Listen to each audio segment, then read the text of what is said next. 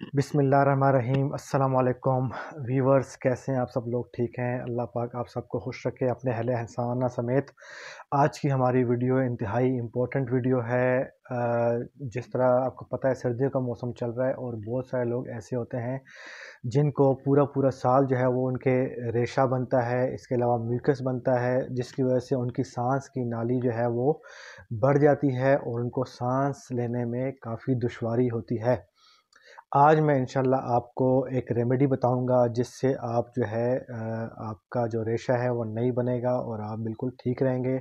इसके अलावा कुछ डाइट्स ऐसी हैं जिनको मैं आपको उसमें कम करने का बताऊंगा, बल्कि अगर आपने उसको इस्तेमाल करना भी है तो उसका एक तरीका बताऊंगा जिससे आपका म्यूकस कम से कम बनेगा और आप जो है वो ठीक रहेंगे। क्योंकि सर्दियां हैं, बार बार लोग जो है नज़ला ज़ुकाम की शिकायत करते हैं या उनका रेशा बहुत बनता है जिससे वो उनको सांस लेने में दुश्वारी हो जाती है।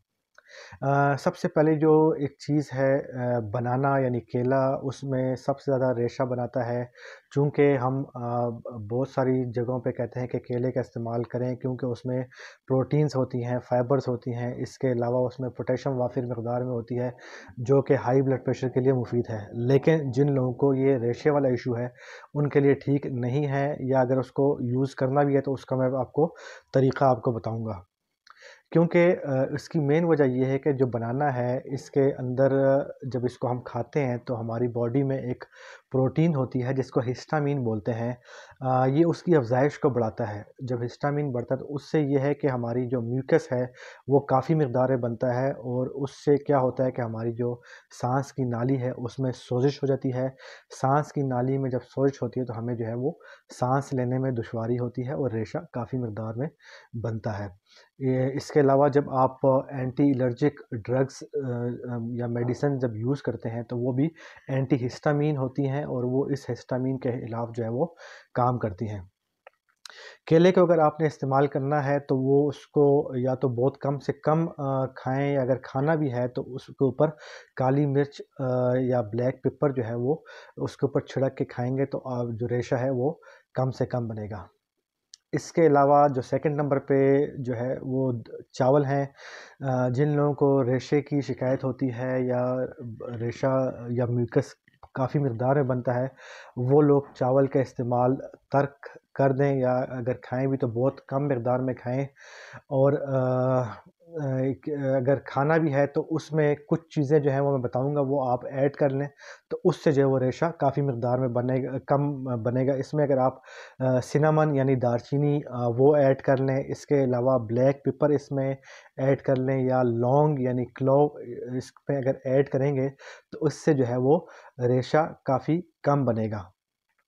तीसरे नंबर पे जो है वो दही है। दही बहुत सारे लोगों को नहीं पता होगा कि दही भी रेशा बनाने का एक मौजब है, वजह है।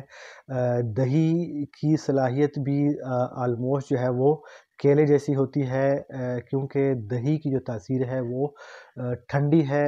दही को इस्तेमाल अगर करना भी है तो उसको थोड़ा पतला कर दें या उसका रायता बना लें और उसमें आप काली मिर्च ऐड कर लें तो रेशा कम से कम बनेगा। और अगर दही इस्तेमाल करना भी है तो कोशिश करें कि दोपहर या उससे पहले इस्तेमाल करें। रात के टाइम इसको बिल्कुल इस्तेमाल ना करें क्योंकि इसकी तासीर ठंडी होती है और फिर इससे जो है वो रेशा काफ़ी मिकदार में बनता है।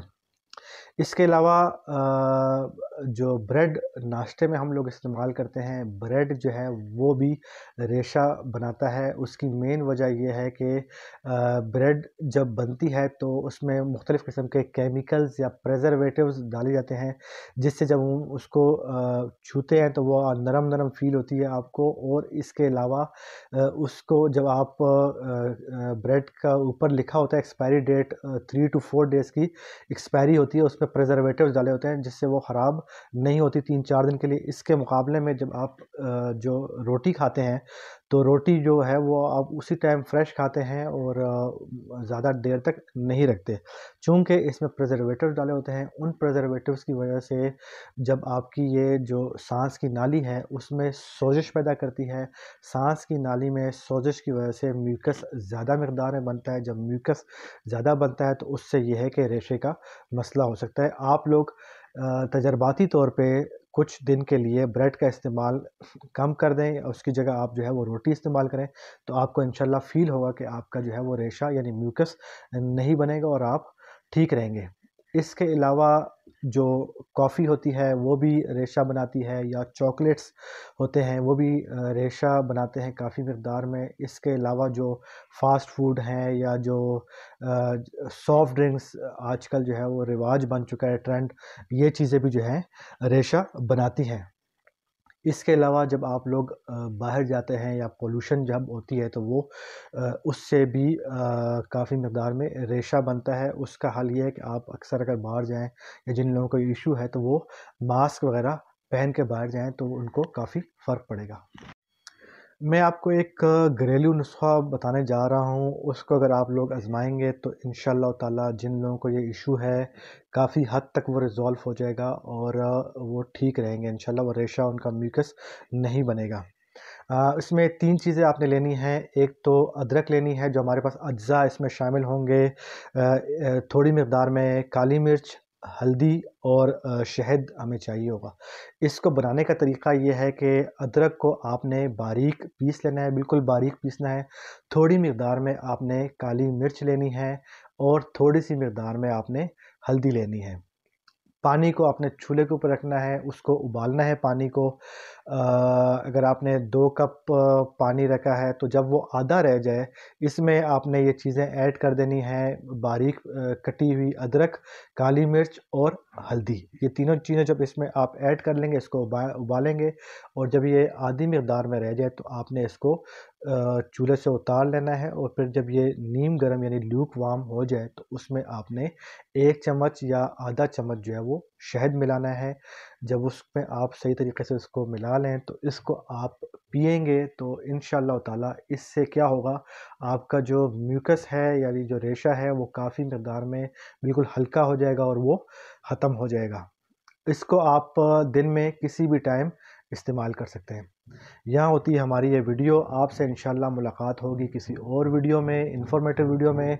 आप काइंडली हमारा चैनल सब्सक्राइब कर लें। वीडियो अगर आपको पसंद आई हो तो उसको आगे शेयर करें ताकि लोगों को इससे फ़ायदा हो।